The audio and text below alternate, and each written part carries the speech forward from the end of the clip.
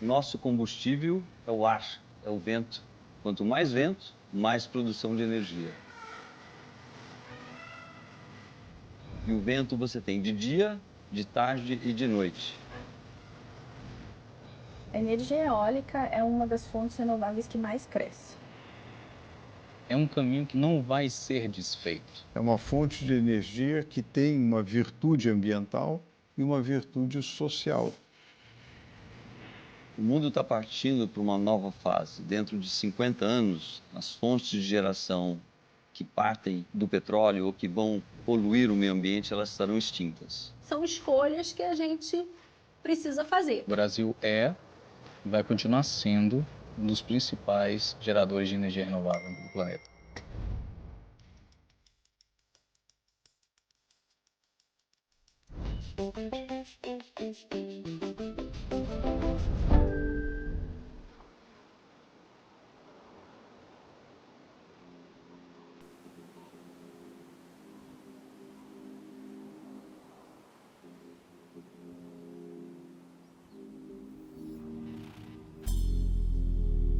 O conceito da energia limpa é aquele que não polui, é uma energia que não utiliza combustíveis fósseis, e é aí que está o grande lance da energia eólica. Ela só utiliza o vento. A energia eólica, além de limpa, ela é segura. Isso está provado no Brasil, que hoje nós já temos mais de praticamente 30 gigawatts instalados, abastecendo de maneira muito eficiente todo o mercado brasileiro. Nosso combustível é o ar, é o vento. Quanto mais vento, mais produção de energia.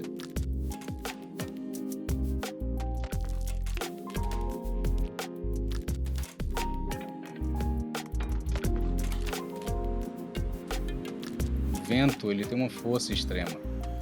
E essa força, ela age sobre as pás. E essas pás giram sobre um eixo de um aerogerador. E todas essas engrenagens elas estão conectadas em um gerador, que faz com que a energia mecânica seja transformada em energia elétrica.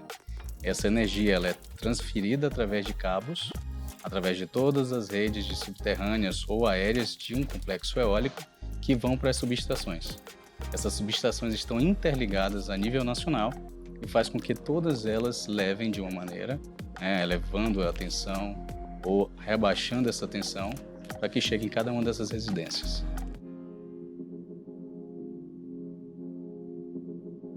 Como qualquer outra fonte renovável, essa energia do vento ela é reutilizável.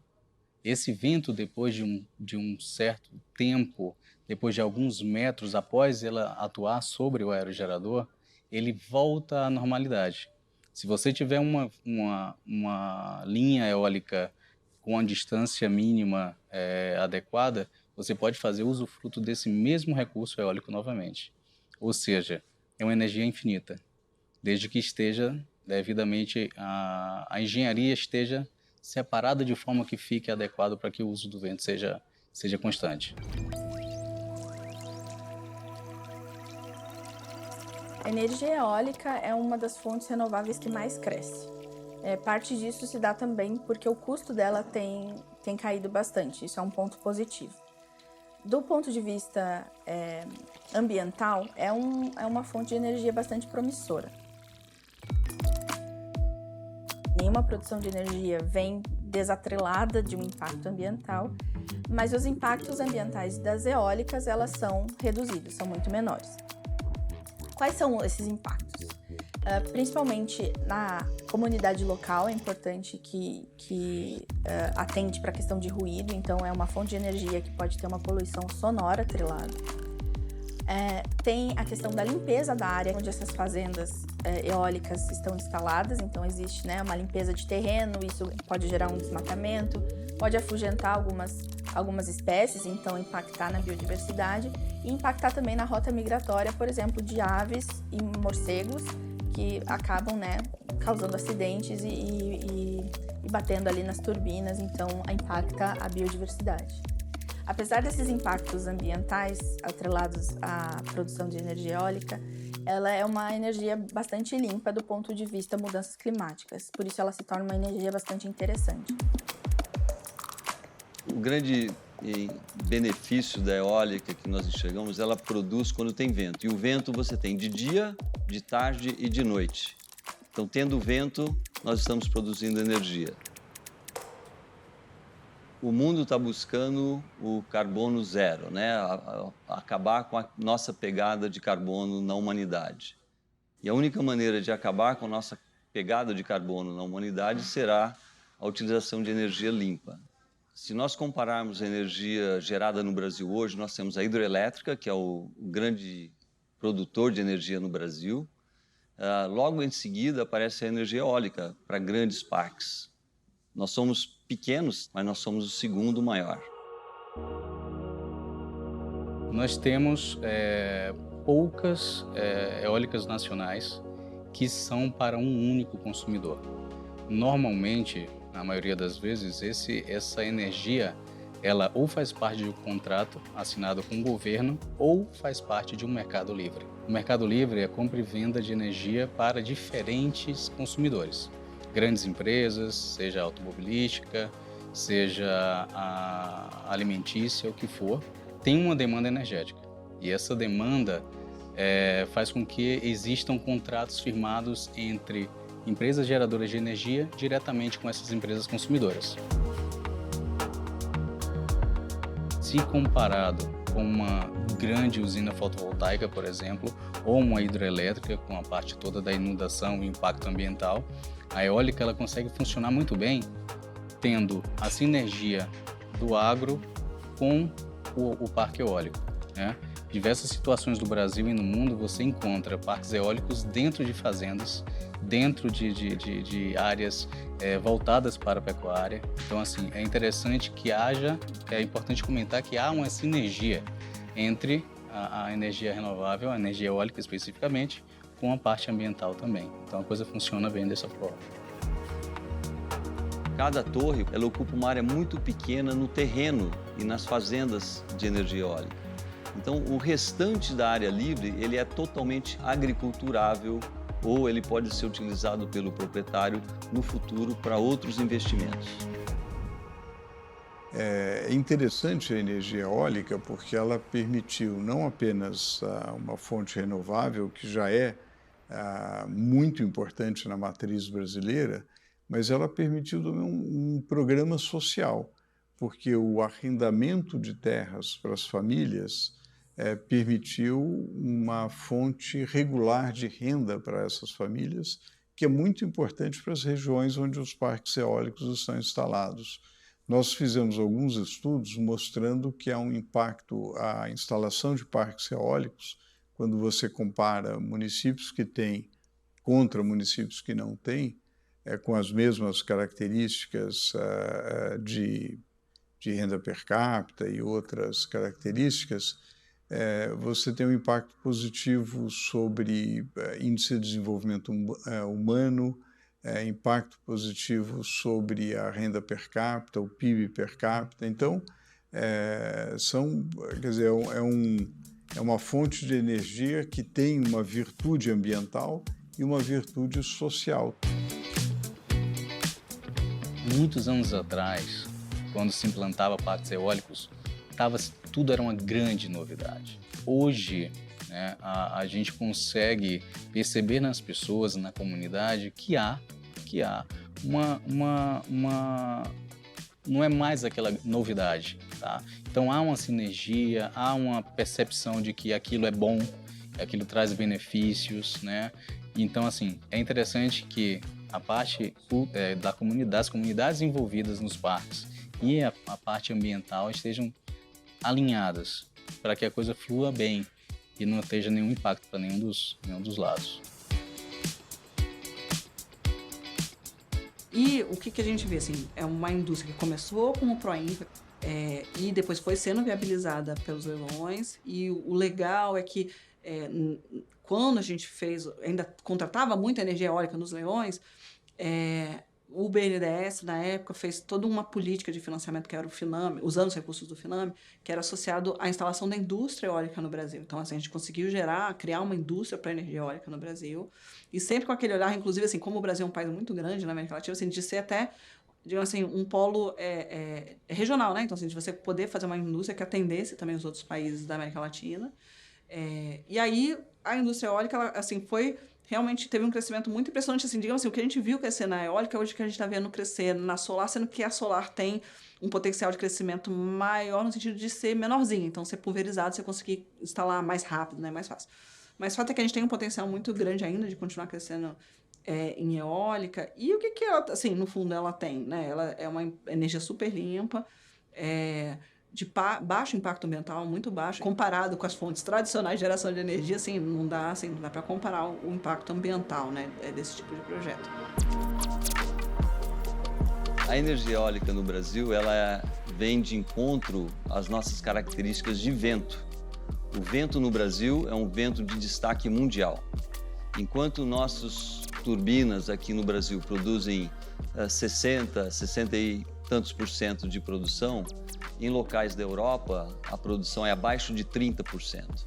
Então, a nossa produtividade é muito maior aqui no Brasil do que em outros locais no mundo. Por isso, ela tem muito destaque aqui na sua produção de energia e na sua geração. A parte de previsibilidade de vento é um dos maiores desafios que nós temos no mercado renovável. O meio ambiente ele precisa ser muito bem estudado antes da implantação dos parques. Tá? Eu acredito que, sim, é interessante que haja um maior envolvimento, né, das comunidades. Normalmente, esses parques eles estão muito isolados em regiões mais às vezes de difíceis acessos dentro do nosso Brasil, não só no Brasil como no mundo, tá? Mas é importante mencionar que antes da implantação de um parque eólico, toda a análise, de fauna, de flora, né, de incidências de chuva, de possíveis impactos por aves migratórias ou animais que são exclusivos daquela região, tudo isso é analisado antes de você fazer a implantação de um parque. Então é muito importante comentar que não é simplesmente algum investidor de vir ao Brasil ou qualquer outro lugar e desejar fazer uma implantação de um parque eólico simplesmente pelo fato de que ali é um bom local de vento. Todo esse impacto ambiental ele é visto, ele é analisado, esses estudos levam anos e anos, de 6 a 7 anos às vezes mais, a depender, às vezes um pouco menos, mas levam anos a serem mapeados esses impactos para que, quando assim implantados o parque eólico, haver um mínimo impacto possível para a natureza.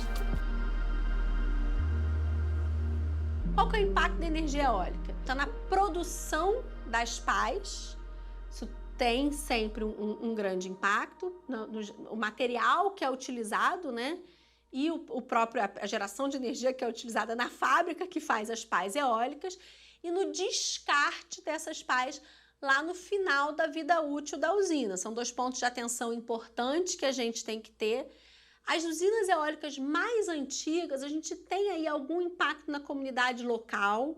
Então, aquelas mais antigas, onde você ainda tinha residências muito perto das torres, a gente vê, eventualmente, a população afetada pelo barulho da turbina rodando. Mas isso a gente está falando de usinas mais antigas, que hoje a gente já está lidando melhor com ele, né? Então a gente já aumentou a área de afastamento da população. Mas se a gente pensar de novo, toda a ação humana, ela tem um aspecto no ambiente.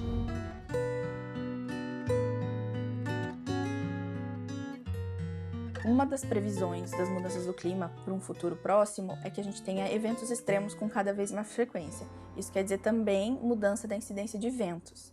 Então, existe um limite de operação do mínimo para que seja efetivo a produção de energia com vento e existe um limite máximo.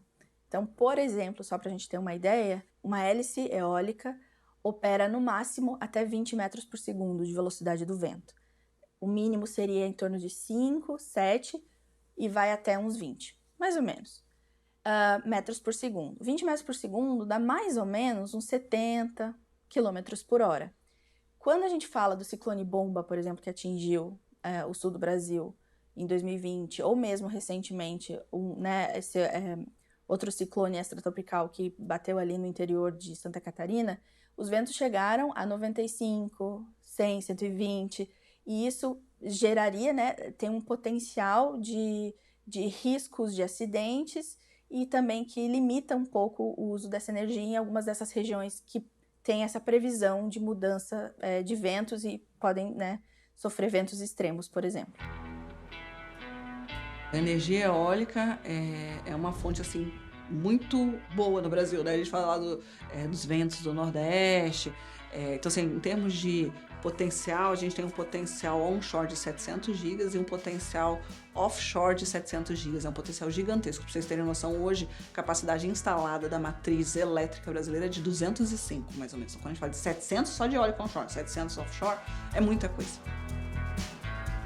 A eólica demanda um estudo muito responsável onde ela vai ser instalada. É preciso saber o custo-benefício da instalação, vale a pena, ou seja, tem uma incidência de ventos adequada para a geração e, no caso, com a previsão das mudanças do clima, que não seja uma área de risco que pode ter isso.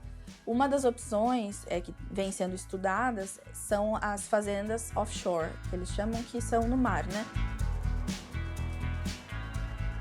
A gente retira esse impacto ali da comunidade e migra para o ambiente marítimo, onde a gente vai estar lidando com outros impactos. A gente vai ter que entender se aquilo afeta a atividade pesqueira, a gente vai ter que entender se aquela instalação afeta a fauna marinha ali do entorno.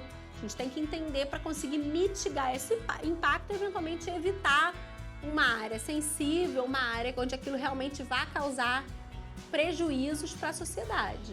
Em alguns países, no Brasil, esse debate ainda não está muito presente, mas a gente vê, por exemplo, na Europa, algumas regiões turísticas questionando o aspecto estético da torre. São escolhas que a gente faz. Uma plataforma de petróleo, quando você vê ali na sua costa, também não é bonita. Então, são escolhas que a gente precisa fazer.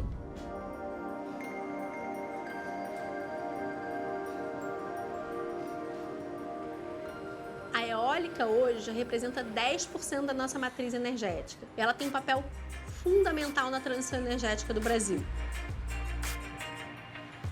Quando a gente vê o potencial de vento medido na nossa costa, a gente tem um potencial em quase toda a costa brasileira, o que é fantástico se a gente pensar que a nossa costa é muito extensa. O desafio é a gente combinar essa fonte com as outras fontes que compensam a intermitência dela. Então, como que a gente faz para avançar com a eólica, ao mesmo tempo que a gente garante a segurança do sistema?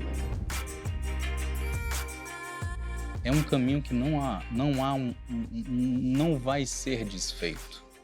Focar em desenvolver novas tecnologias renováveis, em otimizar e melhorar as atuais, é algo que vai acontecer a longo prazo. É um caminho sem volta, né? Nós precisamos ter uma matriz energética mista, que não haja dependência nem de hidro, nem de solar, nem de eólica, onde todas elas caminhem em sinergia e que gradativamente, ao longo dos próximos anos, décadas, que ele consiga fazer uma migração para cada vez mais estarmos voltados para as energias renováveis.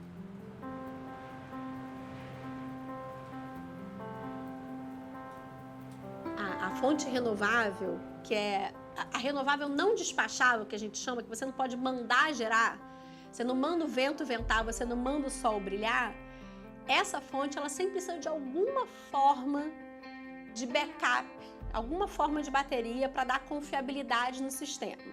Pode ser hidrelétrica, pode ser térmica, gás natural, pode ser nuclear, mas alguma forma de reserva, pode ser a bateria. A gente tem hoje projetos de baterias, ou seja, conforme a usina está gerando, se ela gera no momento de pico, parte dessa energia é armazenada para compensar a hora que o vento reduz e a usina não está mais gerando energia. Então, a gente tem várias soluções. A gente tem que fazer escolhas de como combinar essas soluções. O quanto que a tecnologia de bateria está avançada e disponível, o quanto que a gente tem de reserva nos nossos reservatórios, o quanto que a gente quer usar da água para fazer esse papel, ou o quanto que a gente vai compensar isso com fontes fósseis como gás natural. E das fontes fósseis, o gás natural é que tem menos emissão. E a gente pode combinar, por exemplo, uma estocagem de gás natural, você estoca o gás e aquela usina só vai gerar quando você precisar para a confiabilidade do sistema.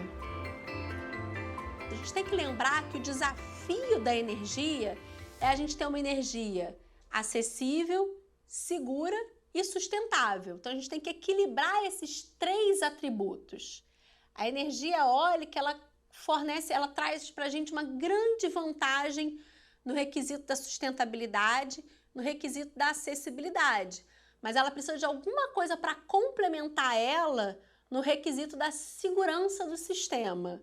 Porque a gente não quer, enquanto sociedade, estar sujeito a variações, né? Às vezes tem energia, às vezes não tem energia. Então a gente precisa combinar essas fontes.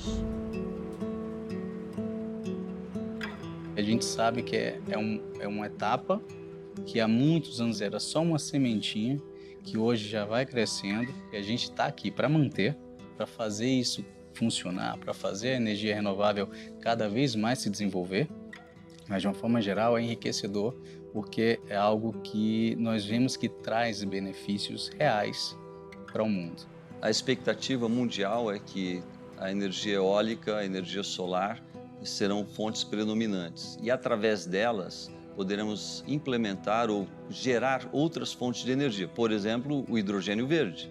Você teria a fonte de energia eólica, a fonte de energia solar, abastecendo eletrolisadores e produzindo hidrogênio. E o hidrogênio será utilizado como combustível em carros, em navios, em aviões.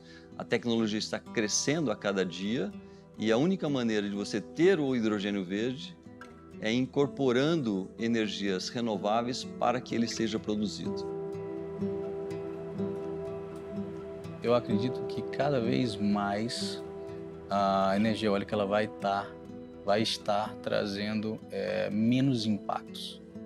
Seja ela desenvolvendo formas de minimizar a quantidade de resíduos pós-manutenção, seja ela com a substituição de componentes internos que hoje utilizam óleo, isso é algo que use ar, por exemplo, transformadores com que não tem um óleo interno, que seja todo sem óleo, ou seja, eu acredito sim que gradativamente os impactos serão reduzidos para o ambiente, né? Para o meio ambiente.